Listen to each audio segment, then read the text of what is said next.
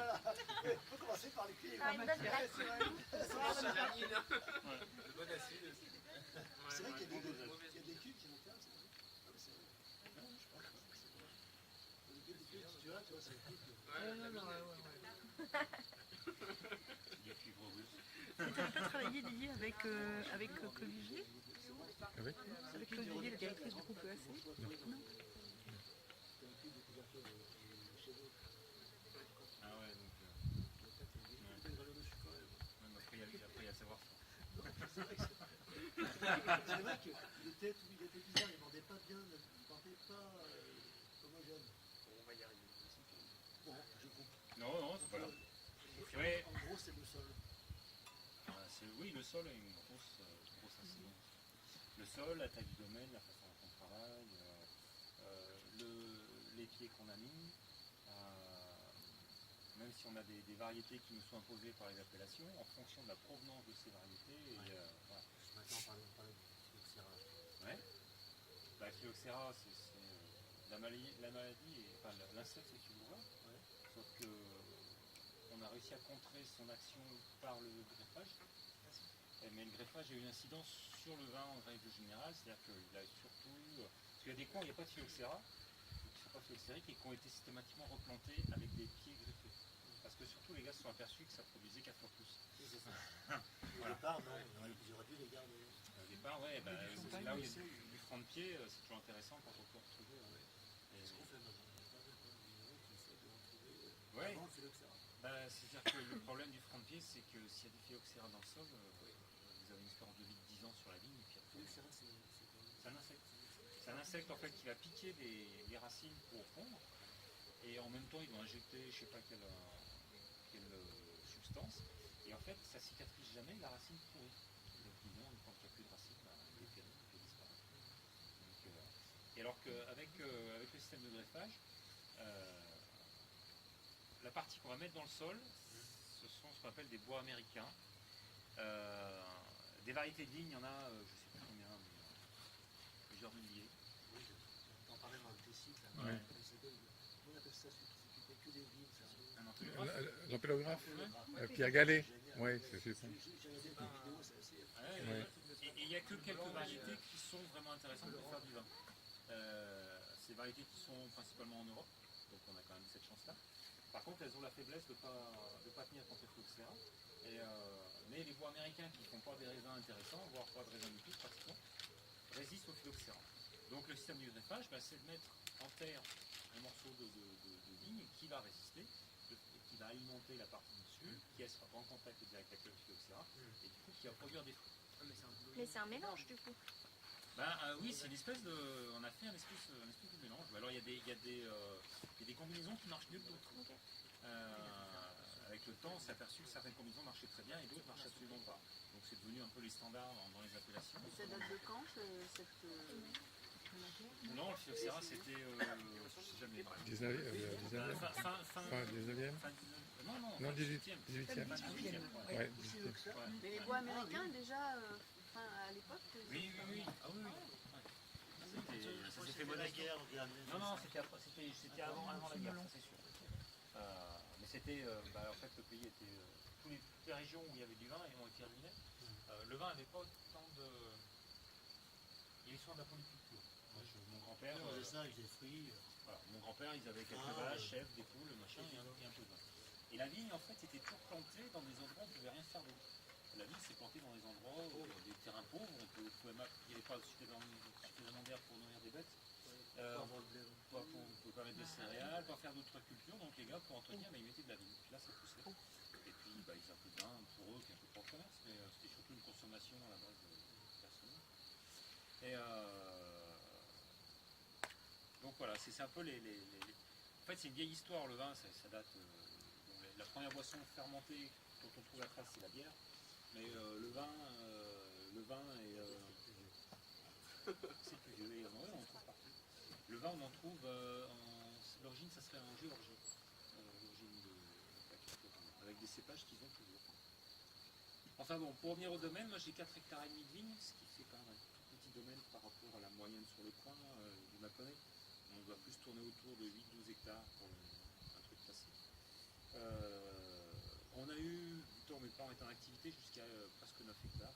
Le jour où ils ont pris leur retraite, moi j'ai décidé de garder que la moitié du domaine. C'était 2004. À l'époque, c'était pas du tout dans l'air du temps, donc bon, ça s'est pas fait tout seul. Mon père n'était pas tellement d'accord. Et puis bon, il s'est aperçu que la période a un peu changé et qu'il y avait peut-être moyen de travailler autrement sur des petites structures. Ben, voilà. Voilà. Et puis il y avait l'exemple de son frère aussi qui travaille sur un tout petit domaine et qui s'en sortait très très bien. Donc, Ça, c'est du. Apparemment, il reprend toujours mes bleues. oui.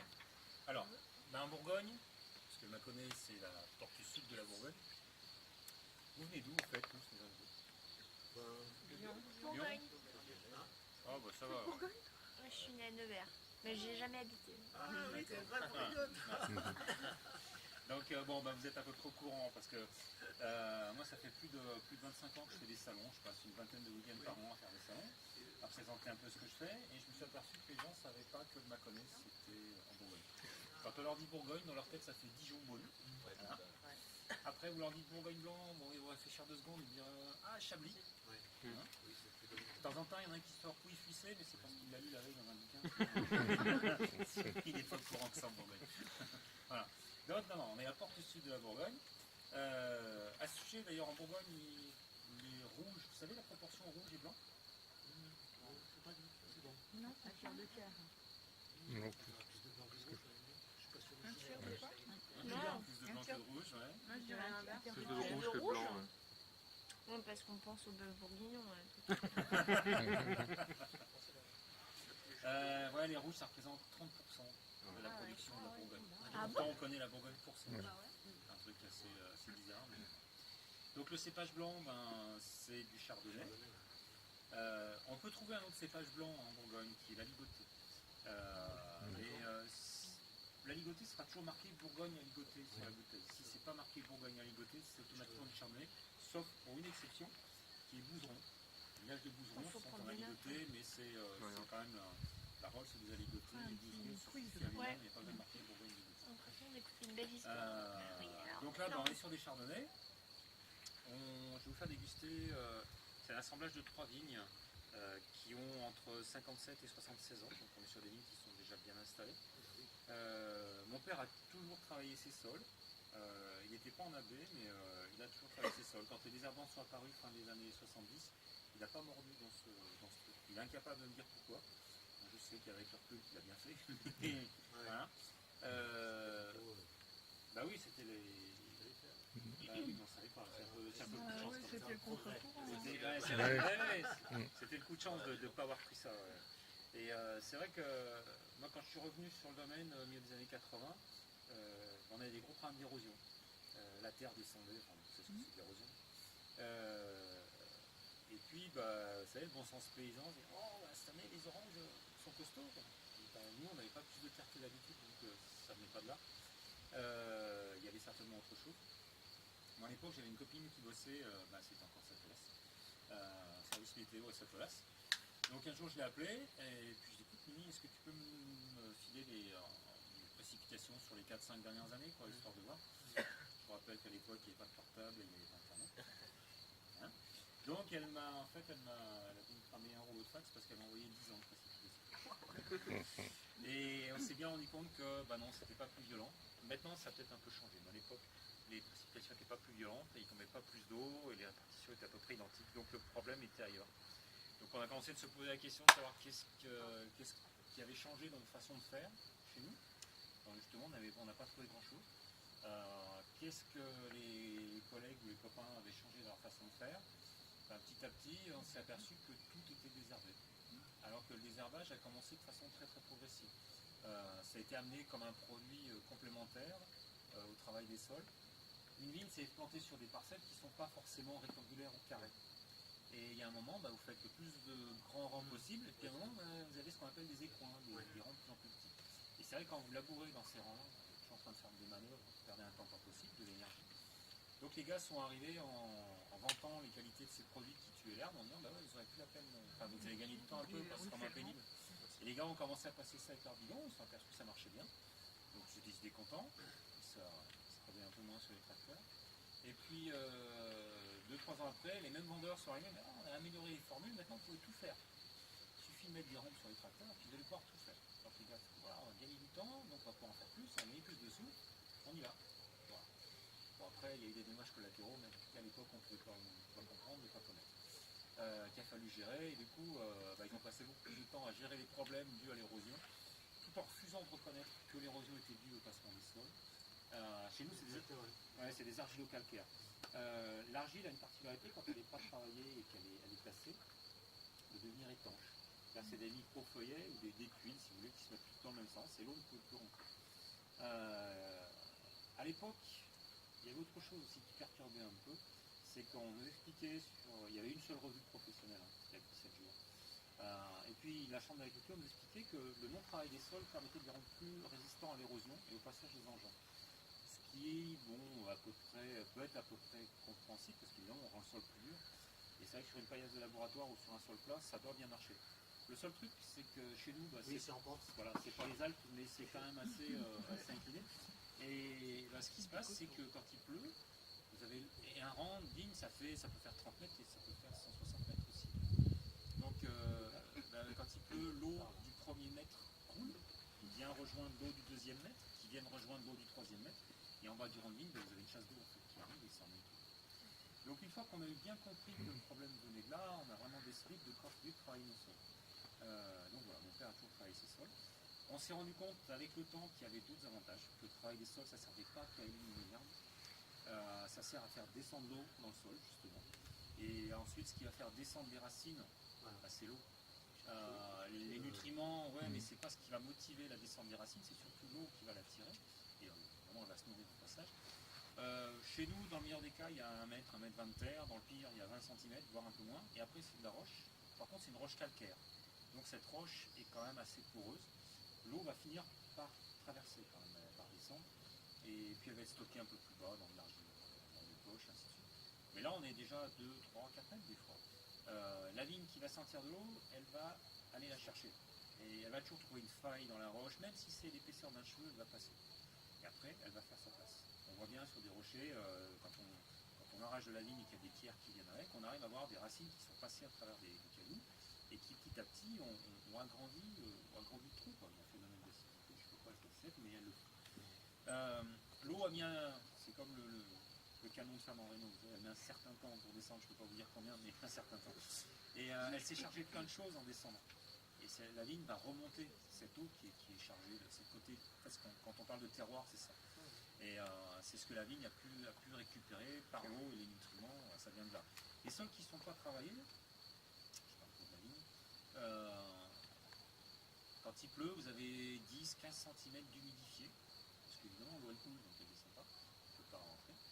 Donc il n'y a rien en profondeur, donc déjà les racines ne vont pas pouvoir descendre, il n'y a rien qui les attire, elles vont pousser en surface pour récupérer l'eau quand il y en a. Donc en plus, comme il n'y a pas de réserve en surface, il faut quand même qu'il pleuve assez souvent. On a bien vu l'an passé, les lignes qui sont pas labourées depuis des années, elles ont vraiment beaucoup souffert du sec. Nous, elles ont souffert, mais quand même beaucoup moins. Donc on a un beau chevelu racinaire en surface, qui nécessite donc un approvisionnement hydrique assez régulier, et puis surtout au niveau du côté terroir, il n'y a rien qui ressort dans les mains, c'est des choses assez standards. Voilà un petit peu, et ça on l'a vu avec le temps, ça s'est passé. En plus, en travaillant les sols, il y a encore un avantage, c'est qu'on maintient une bonne vie micro-organique dans les sols. Donc tout ce qui tombe à l'automne, les feuilles, ainsi de suite, en plus comme c'est labouré ou comme ça au fond, ça va être transformé en humus, ainsi de suite, et ça repart dans le cycle bas. Bon, je commence à en fabriquer un petit peu. Je parle, mais est-ce qu'il y a de plus en plus de gens qui acceptent cette façon de voir les choses Oui.